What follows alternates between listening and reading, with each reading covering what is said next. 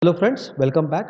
In our last video session, we discussed on cooperation strategies like strategic alliance, joint ventures and mergers and acquisitions along with the objectives behind the strategic decisions and the challenges faced by the firms in cooperation strategies. In this video, we will be discussing on takeover strategies which are similar to that of acquisition, but there is a difference that takeovers are hostile kind of acquisition. We will discuss takeover strategy with suitable examples for our better understanding. So let's Expansion through takeover is a strategy where a company acquires control over the another company by purchasing a majority or significant portion of its shares, often leading to the target company being fully absorbed or integrated into the acquiring company's operations. Unlike acquisition, which may involve mutual understanding, mutual agreements, or mutual negotiations, takeover allows the acquiring company to expand its operations, customer base, market share, or access to new technologies, brands, or expertise.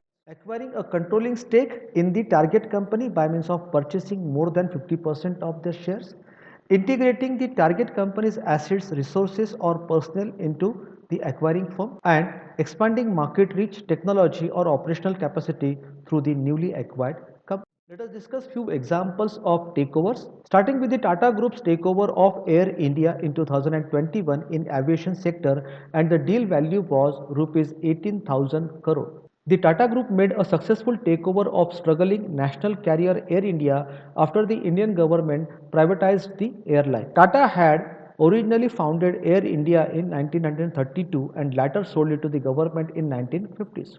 The group took control of Air India to capitalize on India's rapidly growing aviation market and strengthen its presence in the airline industry. Reliance Industries takeover of Future Group's retail assets 2020-21 in retail sector with a deal value of rupees 24,713 crore. In a bid to strengthen its retail business, Reliance Industries took over the retail, wholesale and logistics and warehousing business of Future Group. The takeover deal was part of Reliance's broader strategy to become a dominant player in the Indian retail sector and to challenge competitors like Amazon, Walmart and DMart. However, this deal was faced legal and regulatory hurdles with Amazon opposing the takeovers. In the cement sector, the takeover of Jayaprakash Associates cement business by Ultratech Cement in 2016 and the deal value was rupees 16,000 crore.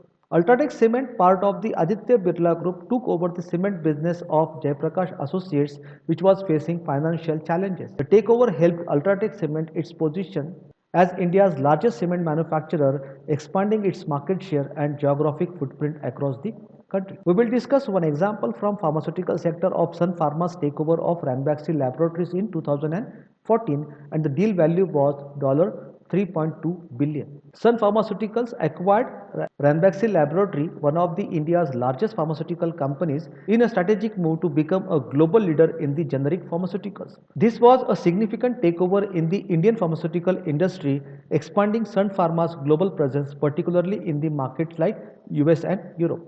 Bharti Airtel, one of the India's largest telecom companies, acquired the African operations of Kuwait-based Zen Telecom.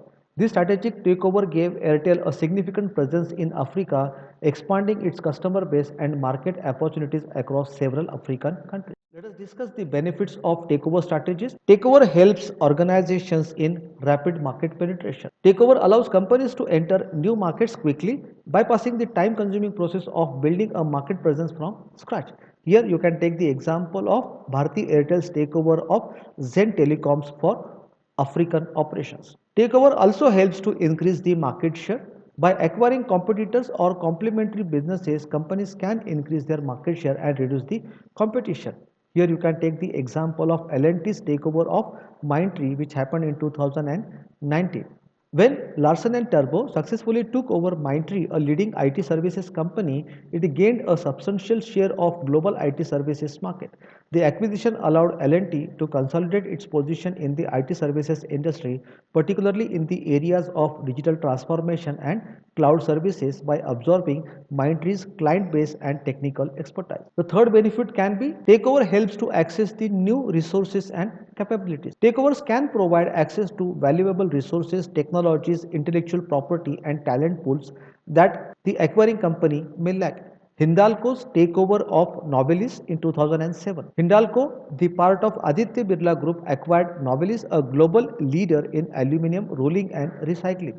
This acquisition not only allowed Hindalco to strengthen its position in the aluminum industry but also provided access to Novelis' advanced technology, recycling capabilities, and a broader global footprint, especially in North America and Europe. Takeover also provides cost synergies and operational efficiency to the firms. By integrating operations, companies can achieve economies of scale, reduce the cost, and streamline their operations, leading to enhanced profitability. We can again take here the example of Ultratech Cement's takeover of Jay Prakash Associates cement business. Lastly, takeover also helps in geographic and product diversification. Takeover offers a quick way to diversify companies' geographical presence or product portfolio, reducing dependence on a single market or product line. We can take here the example of Sun Pharma's takeover of Ranbaxy Laboratories. Sun Pharma's acquisition of Ranbaxy Laboratories helped it expand its footprint in the global pharmaceutical market, particularly in the United States where Ranbaxy had a strong presence. This deal also diversified Sun Pharma's product portfolio by adding one more generic drug, over-the-counter products and new therapeutic areas. I hope you have understood what takeover strategies are, and we have also discussed the related examples on takeover strategies. In the upcoming video, we will be discussing about the stability strategy, which is the second type of corporate level strategies. Stay connected. Thank you.